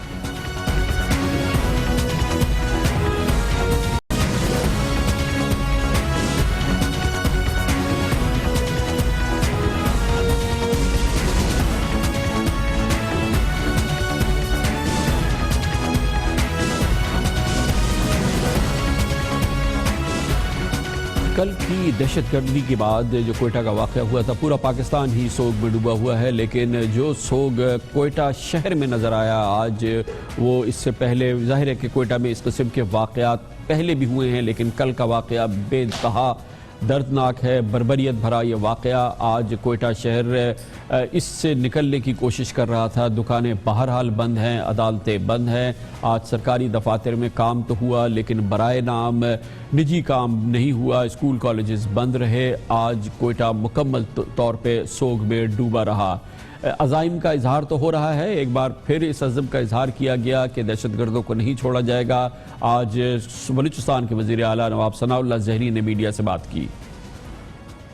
ہم نے ابھی فیصلہ کیا ہے کہ کوئٹہ شہر میں ہم کامبنگ آپریشن کریں گے اور بلوچستان کے جس کونے میں ہم دیکھیں گے کہ جہاں پر بھی کوئی دہشت گرد ایک بھی دہشت گرد موجودگی ہوگی وہاں پر ہم جائیں گے اور وہ کریں گے۔ ہم عوام کو امن دینے کے معاملے پر میری حکومت، میرے جو کولیجن پارٹنر ہیں، ہم کسی صورت کمپرومائز نہیں کریں گے، اور کوئی یہ سمجھتا ہے کہ اس طرح کے واقعات کر کے ہمارے حوصلے پست کر دیں گے اور ہم پیچھے ہٹ جائیں گے تو یہ ان کی بھول ہے۔ افسوس کی بات یہ ہے کہ اس قسم کی گفتگو ہم نے ہر اس واقعے کے بعد سنی ہے، کوئٹہ کوئی اگر لے لیں جہاں پر اس قسم کے یہ پہلا واقعہ نہیں ہے، دوسرا واقعہ نہیں ہے، تیسرا واقعہ نہیں ہے، تقریباً 1 درجن واقعات ہو چکے ہیں حالیہ سالوں میں کوئٹہ میں اس نوعیت کے اتنے بڑی دہشت گردی کی واقعہ، لیکن آج کا واقعہ اس لحاظ سے کل کا واقعہ اس لحاظ سے بہت ہی زیادہ سنگین تھا کہ اس میں کلی طور پہ وکلا کو نشانہ بنایا گیا، اور کوئٹہ میں ہونے والی اس دہشت گردی کا اس لحاظ سے کوئی دوسرا ثانی نہیں ہے کہ جس انداز سے وکلا برادری کو اور پاکستان کے قانون پرستوں کو اس کا نشانہ بنایا گیا۔ آج کوئٹہ کی صورتحال جاننے کے لیے جائیں گے کوئٹہ میں، جہاں پہ موجود ہیں ہمارے بیورو چیف عرفان سعید۔ بہت بہت شکریہ عرفان سعید صاحب، دیجئے کچھ احوال آج صبح سے لے کے اب تک کا کوئٹہ شہر کا۔ جی بالکل کامران صاحب، جس طرح آپ نے بتایا کہ آج کوئٹہ شہر جو آج صبح سے ہی فضا بڑی سوگوار تھی، اور پورا دن ہی سڑکوں پہ جو ٹریفک تھا وہ بالکل معمول سے کم تھا، اور تجارتی مراکز تمام بند رہے، اسکول کالجز بند رہے، اور آج جو شہر میں جو تھا پولیٹیکل جو سیاسی جماعتوں کے جو رہنما ان کے بھی آمد کا سلسلہ جاری رہا۔ انہوں نے سول ہاسپٹل کے اس جگہ کا بھی دورہ کیا، زخمیوں کی عیادت بھی کی۔ وزیر اعلیٰ پنجاب بھی آج کوئٹہ آئے اور وکلا سے اظہار یکجہتی کے لیے کوئٹہ پہنچے تھے، اور CMH میں انہوں نے زخمیوں کی عیادت کی۔ اسی طرح پاکستان تحریک انصاف کے چیئرمین عمران خان صاحب بھی کوئٹہ تشریف لائے، اسی طرح شیخ رشید صاحب بھی آئے، اور تمام عرفان صاحب یہ بتائیے گا کہ جو کل جان سے گئے، جو جاں بحق ہو گئے، تدفین کی کیا صورتحال ہے؟ کل ہو گئی تھی زیادہ تر تدفین اور آج سپرد خاک کیا جا رہا تھا، ان خاندانوں کے بارے میں کچھ بتائیے نا جو اس سے براہ راست متاثر ہوئے۔ جی کامران صاحب، بالکل آج پورے شہر کے مختلف علاقوں میں فاتحہ خوانی کا سلسلہ جاری رہا۔ اس کے علاوہ جو بلوچستان کے مختلف علاقوں سے جو وکلا برادری ہماری جو تعلق رکھتی تھی، جو اپنے آبائی علاقوں میں سے یہاں کوئٹہ میں جو وکالت کرتے تھے، ان کو اپنے آبائی علاقوں میں سپرد خاک کیا گیا، جس طرح پشین تھا، نوشکی ہے، کچلاک ہے، چمن ہے، مختلف علاقوں کے وکلا تھے جن کے تدفین کا عمل تو مکمل ہو گیا تھا گزشتہ روز ہی، کیونکہ ڈیڈ باڈیز کی جو حالت تھی وہ انتہائی خراب تھی، جس کی وجہ سے ان کو فوری طور پر ان کی تدفین عمل میں لائی گئی۔ رات گئے تک تدفین کا سلسلہ جاری رہا، اور آج صبح سے ان کے گھروں میں آج فاتحہ خوانی کا سلسلہ جاری رہا۔ ایک سوگ کی فضا تھی، مختلف تنظیمیں، مختلف جو لوگ تھے وہ ان کے گھروں پر جا کے اظہار یکجہتی کرتے رہے۔ اب سے کچھ دیر پہلے CMH کوئٹہ میں اور سول ہاسپٹل کوئٹہ میں بھی شمع روشن کی گئیں۔ کمانڈر صدرن کمانڈ IGFC اور دیگر اعلیٰ حکام بھی سول سوسائٹی کے لوگوں کے ساتھ آئے، اور لوگوں کی ایک بڑی تعداد CMH کوئٹہ میں بھی آئی، اس میں طلباء بھی شامل تھے، اسٹوڈنٹ بھی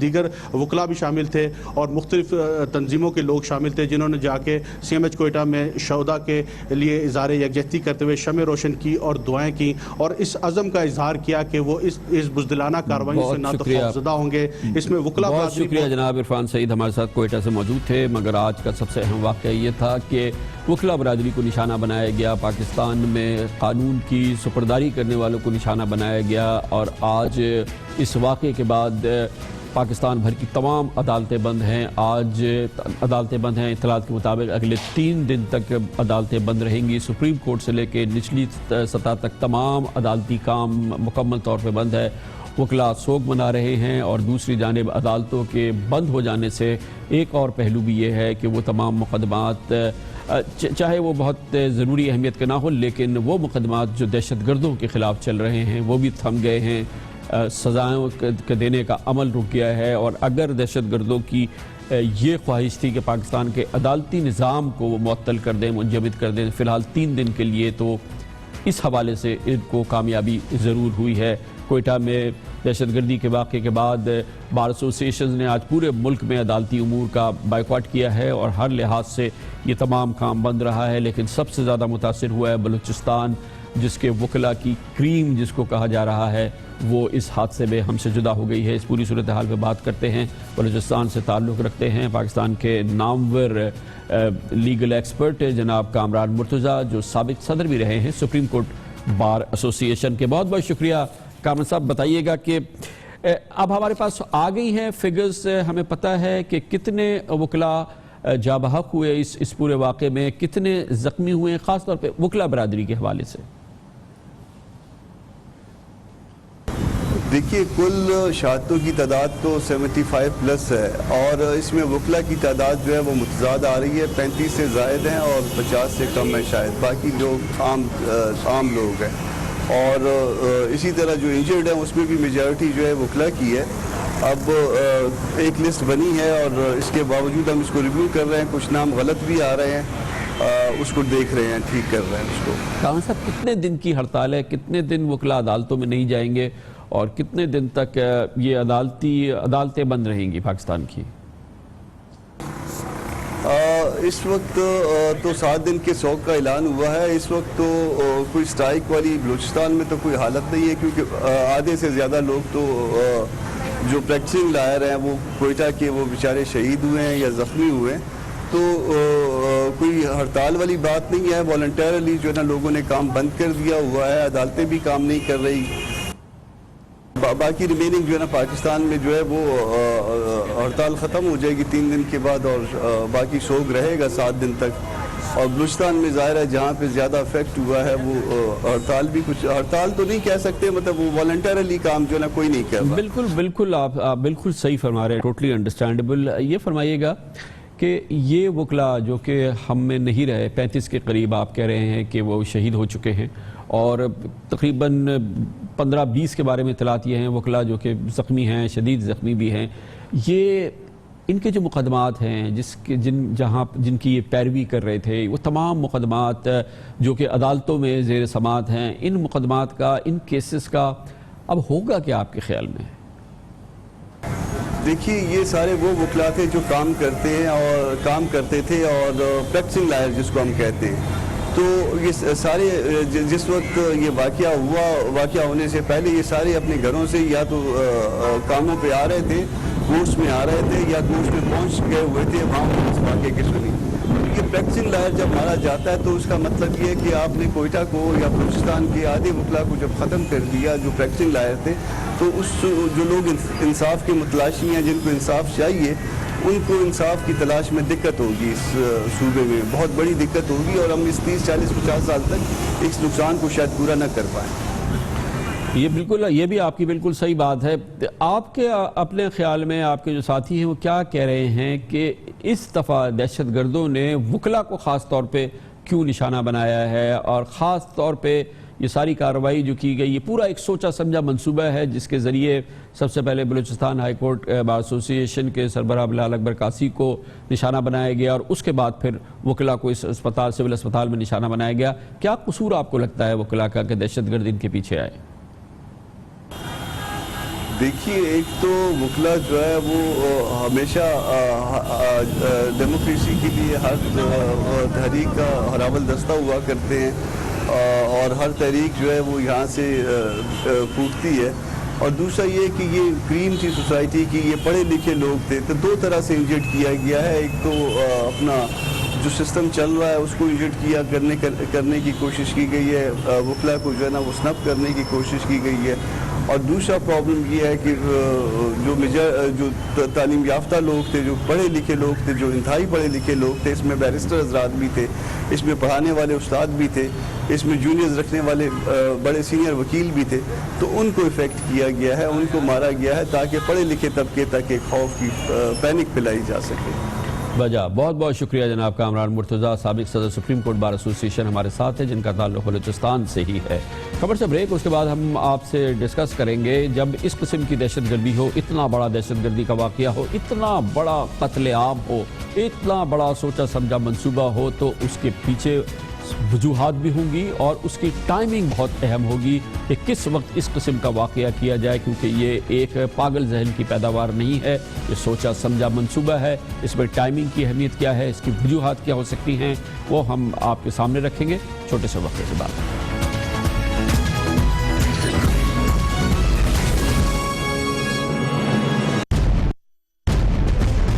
پاکستان کی اکانومی جو ہے وہ بالکل مضبوط بنیادوں کے اوپر آگے بڑھ رہی ہے. اللہ کے فضل سے آج کراچی کی صورتحال بہت بہتر ہو چکی ہے. آج بلوچستان میں بالکل امن ہے. پاکستان چائنا اکنامک کوریڈور, اس کو مکمل کرنا ایک قومی فریضہ ہے اور افواج پاکستان اس کو پایہ تکمیل تک پہنچانے میں اپنا بھرپور کردار ادا کریں گے.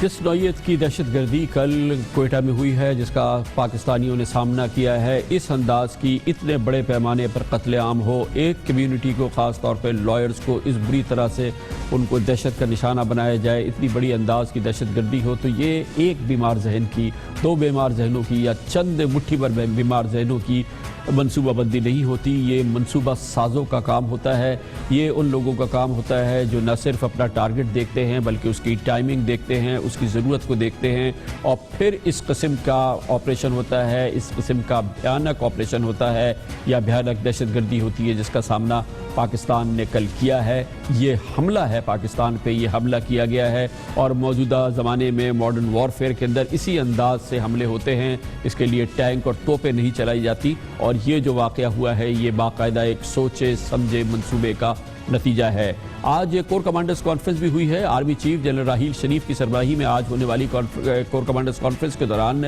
ملک کی فوجی قیادت نے کہا کہ ملک سے دہشت گردی کے مکمل خاتمے کا مکمل عزم جو ہے وہ برقرار رہے گا, اس کو آگے لے کر جایا جائے گا. آج اس کانفرنس کے بعد جو پریس ریلیز جاری کی گئی اس میں کہا گیا کہ دہشت گردوں اور ان کے خفیہ ٹھکانوں کو پوری قوت سے ختم کیا جائے گا. تمام کمانڈرز انٹیلیجنس ادارے کامبنگ آپریشن کی میں تیزی لائیں گے اور کور کمانڈرز قانون نافذ کرنے والے صوبائی اداروں کو تربیت بھی دیں گے, وسائل اور ضروری مدد دیں گے. کور کمانڈرز نے کہا کہ مسلح افواج دہشت گردی کے خلاف جنگ کے ثمرات ضائع نہیں ہونے دیں گے. وکلا پر بزدلانہ حملہ ضرب عض پر اثر انداز ہونے کی ناکام کوشش ہے. لیکن جیسا کہ میں نے آپ سے کہا کہ جب اس قسم کا حملہ ہوتا ہے جو کہ باقاعدہ ایک عملہ ہے, جدید جنگ سازی میں اسی قسم کے حملے کیے جاتے ہیں اور یہ باقاعدہ پاکستان پر حملہ ہے, یہ ایک سوچا سمجھا منصوبہ ہے. اور جب اس قسم کا سوچا سمجھا منصوبہ ہوتا ہے تو اس کے لیے ٹائمنگ کی بڑی اہمیت ہوتی ہے, وقت کو بڑا سوچ سمجھ کے استعمال کیا جاتا ہے. اس وقت پاکستان جس وقت یہ کام ہوا ہے اس وقت پاکستان میں مجموعی طور پر پاکستان میں ایک تو جمہوریت مضبوط ہوئی ہے, دوسری جانب پاکستان کی معیشت بہتر انداز سے آگے بڑھ رہی ہے, تیسری جانب پاکستانیوں کا اپنے ملک پر ضرب عض کی زبردست کامیابی کے نتیجے میں اعتماد بڑھ رہا ہے, ملک میں سیکیورٹی کا ماحول بہتر ہو رہا ہے, لوگ بہتر فیل کر رہے ہیں. اور اسی دوران یہ واقعہ ہوا ہے.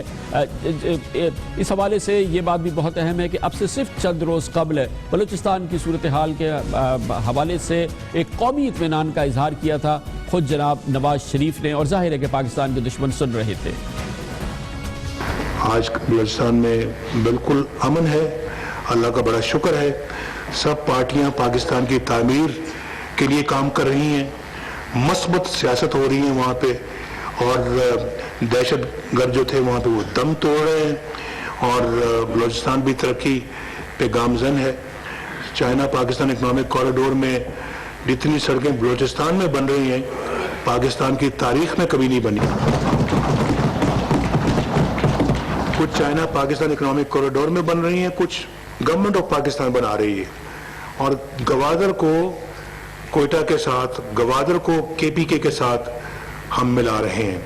और किसे ये बात बुरी लग सकती है सिवाय पाकिस्तान के अज़ली दुश्मनों के, और जाहिर है कि कार्रवाई हुई, जैसे कि मैंने कहा टाइमिंग की बहुत अहमियत है। सबसे पहली अहमियत ये है कि ये दहशतगर्दी का बड़ा वाक़या उस वक्त हुआ जब पाकिस्तानी सिक्योरिटी के हवाले से बेहतर फील कर रहे थे, यौम आज़ादी की तैयारी कर रहे थे। ख़ास तौर पे कोयटा और बलूचिस्तान में भरपूर अंदाज से यौम आज़ादी अब मनाया जाता है, गुज़िश्ता साल भी, इससे पहले भी, और अब यौम आज़ादी से पूरा एक हफ़्ता कबल ये दहशतगर्दी का वाक़या किया गया, और इसका पहला टारगेट ये था कि यौम आज़ादी के हवाले से जोश जज्बे को, ख़ास तौर पे जो कोयटा और बलूचिस्तान में मौजूद है, उसको मान किया जाए।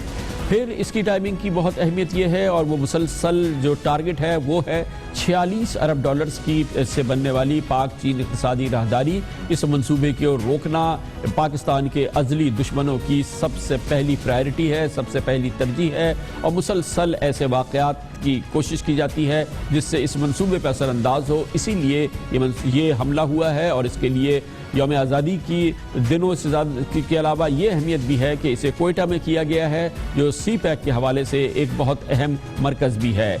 ये जिस वक्त वाक़या हुआ है, ये वो साल है जब पाकिस्तानियों का पाकिस्तान पे कॉन्फिडेंस बहुत बड़ा है, पाकिस्तानियों की माशी सूरत हाल बेहतर हुई है, और इस साल पाकिस्तान में छुट्टियों के मौसम में सयाहत ने ज़बरदस्त बेहतरी देखने में आई है, और एक मिसाली बेहतरी देखने में आई है। ज़रब-ए-अज़्ब की मुकम्मल कामयाबी के बाद सयाहत में पाकिस्तान में भरपूर इजाफा हुआ है, और इस साल दसियों लाखों पाकिस्तानियों ने सयाहत की मुख्तलिफ मकामात पे गए, अपने बच्चों और फैमिलीज़ के साथ इंजॉय किया, और जाहिर है कि पाकिस्तान के अज़ली दुश्मनों को ये माहौल भी पसंद नहीं आ रहा। ये भी बहुत अहम बात है कि दहशतगर्दी के ख़िलाफ़ ऑपरेशन ज़रब-ए-अज़्ब की बेमिसाल कामयाबियों पर अब सवालात उठाने की कोशिश की जा रही है, ताकि लोगों के जहन में ये आए कि ऑपरेशन अगर कामयाब हो गया है तो इतनी बड़े तादाद में कत्ले आम क्यों हो रहा है। गो कि ये बात अपनी जगह मुसल्लम है कि अगर दुश्मन एक खुदकुश हमला आवर को भेज दे किसी भी मकाम पे, किसी भी मुल्क में और किसी शहर में, उसको उतार ले, तो कोई भी सिक्योरिटी सर्विस या कोई भी कानून नाफिज करने वाला इदारा 100% कामयाबी से उसे रोक नहीं सकता। लेकिन बहरहाल लोगों के जहन में सवाल डालना है, और इसलिए भी इसकी टाइमिंग बहुत अहम है कि पूरी दुनिया में पाकिस्तान की माशी इस्तेहकाम की बात हो रही है, उसकी तरक्की की बात हो रही है। दुनिया में जो बिजनेस रिपोर्टिंग होती है उसमें सर फहरिस्त है वॉल स्ट्रीट जर्नल। उसने कहा है कि पाकिस्तान को बैरूनी सरमायाकारी के लिए अब वो मुनाफा बख्श मुल्क है। ये हालिया दिनों में फाइनेंशियल टाइम्स ने कहा बैरूनी सरमायाकारों के लिए पाकिस्तान इस वक्त मुनाफा बख्श मुल्क है। एक और बिजनेस दुनिया के माने जाने बिजनेस न्यूज़पेपर फाइनेंशियल टाइम्स के मुताबिक पाकिस्तान में अफरात ज़र की शरह कम होकर अब सिर्फ 3.3% रह गई है। पाकिस्तान के फॉरेन एक्सचेंज रिजर्व 23 अरब डॉलर तक पहुंच चुके हैं, और इस साल पाकिस्तान IMF को अलविदा भी कह रहा है। पाकिस्तान IMF के फंड से भी बाहर आ रहा है, जो कि ज़ाहिर है कि कौमी एतमाद में बेहतरी की अलामत है। पाकिस्तान स्टॉक एक्सचेंज का 100 इंडेक्स अपनी तारीख की बुलंद तरीन सतह पर पहुंच चुका है। दुनिया के मुनाफा तरीन जो स्टॉक एक्सचेंजेस है उसमें पाकिस्तान स्टॉक एक्सचेंज का शुमार हो रहा है। मॉर्गन स्टैनले कैपिटल इंडेक्स में 8.8% शरह से पाकिस्तान दुनिया का चौथा बड़ा मुल्क बन चुका है। और इसी दौरान भारत की रॉ और अफगान इंटेलिजेंस एजेंसी NDS जो कि पाकिस्तान में दहशतगर्दी कर रही है, दहशतगर्दों को सरमाया फराहम कर रही है, दहशतगर्दी के मंसूबे बना रही है, उनके एजेंट्स पाकिस्तान में रंगे हाथों पकड़े गए हैं। कुलभूषण जाधव उनमें से एक है। ये पहली बार हुआ है कि रॉ और अफगानिस्तान के इंटेलिजेंस के एजेंट रंगे हाथों पाकिस्तान में पकड़े गए हैं। इसलिए भी कोयटा धमाके की के हवाले से इस बैकग्राउंड को भी देखना ज़रूरी है। और एक और बहुत अहम बैकग्राउंड है वो ये कि मकबूजा जम्मू और कश्मीर में भारत के खिलाफ कश्मीर के अवाम भरपूर तरीके से उठ खड़े हुए हैं। 32 रोज से मकबूजा जम्मू कश्मीर में कर्फ्यू है, कारोबार बंद है, भारतीय फौजों पे हमले हो रहे हैं, आज़ादी के नारे उठ रहे हैं। और जाहिर है इस माहौल में पाकिस्तान के अज़ली दुश्मन बेचैन भी होंगे, नर्वस भी होंगे, और फिर اس قسم کی کارروائی بھی کریں گے، بزدلانہ وحشیانہ کارروائی جیسا کہ کل سول اسپتال کوئٹہ میں ہوئی ہے۔ اس کا یہ بیک گراؤنڈ اور اس کی ٹائمنگ کو سمجھنا بہت زیادہ ضروری ہے، اور اس طرف اشارہ کیا آپ سے تھوڑی دیر قبل کوئٹہ میں جب جمع ہوئے کوئٹہ کی سول سوسائٹی اور کل شہید ہونے والوں کو خراج عقیدت پیش کرنے کے لیے، اور وہاں پہ موجود تھے کوئٹہ میں کمانڈر صدرن کمانڈ لیفٹیننٹ جنرل عامر ریاض، جن کا کہنا تھا پاکستان کے خلاف اندرونی اور بیرونی دشمن کار فرما ہے، اندر بہکے ہوئے اور بکے ہوئے، باہر ایک بڑے کلیئر ڈیزائن کے ساتھ جن کو پاکستان کی ترقی، پاکستان کا عروج، پاکستان کی پروگرس، پاکستان کا امن، جن کو ایک آنکھ نہیں بھاتا، ان کے درمیان میں ایک کلوژن ہے۔ وہ دن قریب ہے کہ انشاءاللہ ہم ان کو ان کے بلوں سے نکال کر، چاہے وہ پاکستان میں ہیں یا کہیں اور ہیں، ان کے کیفر کردار تک ضرور پہنچائیں گے۔ باشعور پاکستانی ہیں، وہ سمجھتے ہیں کہ جب اس قسم کے واقعات ہو، اس قسم کی دہشت گردی ہو، تو یہ پاکستانیوں پہ نہیں، پاکستان کی ریاست پر حملہ ہے، پاکستان کے ازلی دشمنوں کا حملہ ہے، ان لوگوں کا یہ کارروائی ہے، یہ پاکستان پر حملہ، یہ جنگی کارروائی ہے ایک انداز کی، پاکستان کی ترقی کے خلاف، پاکستان کے لوگوں کے خلاف، پاکستان کے معاشی استحکام کے خلاف، پاکستان کے مستقبل کے خلاف۔ خبر سے بریک، اور اس کے بعد ہم آپ کو دکھائیں گے کہ لیکن سچا پاکستانی کیسا ہوتا ہے، اور سچی پاکستانی خاتون کیسی ہوتی ہے، ان کا ولولہ کیسا ہوتا ہے، اور وہ کس انداز سے کام کر رہی ہے اس پاکستان میں جو پاکستان کی ترقی کی ضامن ہے۔ دکھائیں گے ایک چھوٹے سے وقفے کے بعد۔ پاکستان کی پہچان ان پاکستانیوں سے ہے جن میں ڈاکٹر ادیب الحسن رضوی، ڈاکٹر عبدالباری خان، جناب عبدالستار ایدھی، اس قسم کے 10-20 پاکستانی ہیں جو کہ پاکستان کی اصل پہچان ہیں۔ ان میں سے بہت سے کراچی میں سرگرم ہیں، ان میں سے ایک پاکستانی جن کا ذکر شاید آپ نے نہ سنا ہو، وہ خاتون ہیں، ہم ان کا ذکر آپ کو سناتے ہیں۔ تنہا اس خاتون کا فیصلہ ہے کہ وہ غربت کے خلاف جنگ کریں گی، اور وہ کراچی کے دور دراز علاقے سرجانی ٹاؤن میں رہنے والی پروین سعید ہیں۔ محترمہ پروین سعید غربت کے خلاف کھانا گھر چلا رہی ہیں، کس انداز سے اور کیا اس کا مقصد ہے، ہم آپ کو دکھاتے ہیں اس خصوصی رپورٹ میں۔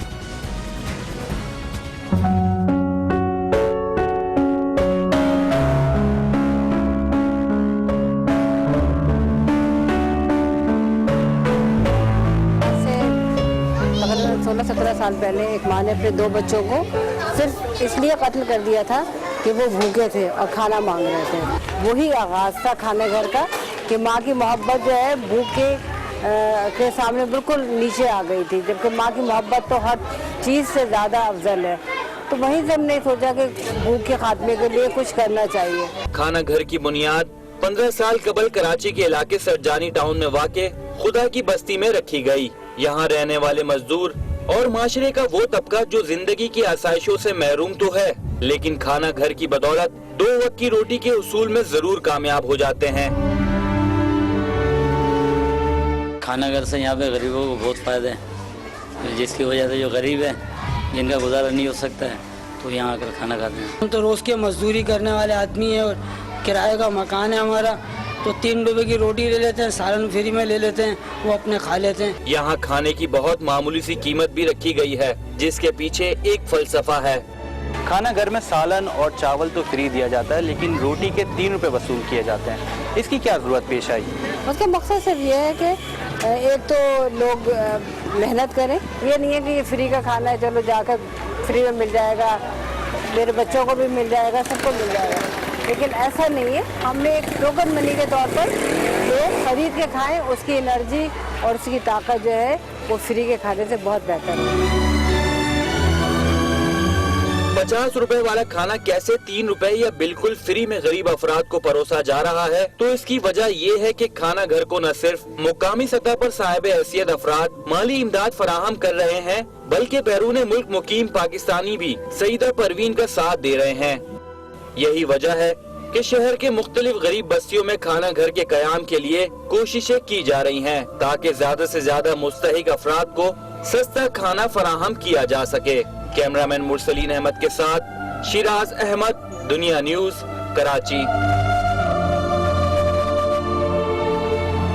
یہ تھی سیدہ پروین کی اور حقیقت میں آج کے پاکستان پہ امید رکھنے والوں کی ایک کہانی۔ اس کے ساتھ ہی ہمارے آج کے پروگرام کا اختتام ہوتا ہے۔ کل آپ سے پھر ملاقات ہوگی۔ کل تک کے لیے کامران خان کو اجازت۔ اللہ حافظ ناصر۔